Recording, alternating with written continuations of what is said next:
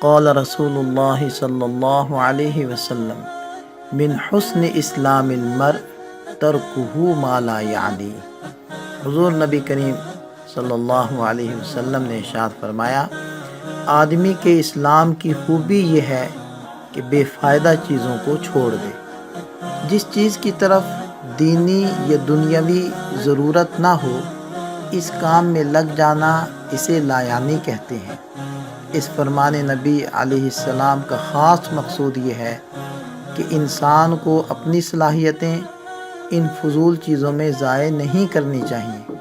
اس حدیث پاک کے ذریعے یہ بات سمجھائی گئی ہے کہ اسلام کی ہر عبادت میں حسن جب پیدا ہوگا جب مسلمان لایعنی یعنی فضول گفتگو، فضول خرچی، وقت کا ضیاع اور دیگر بے ضرورت چیزوں سے دور رہے۔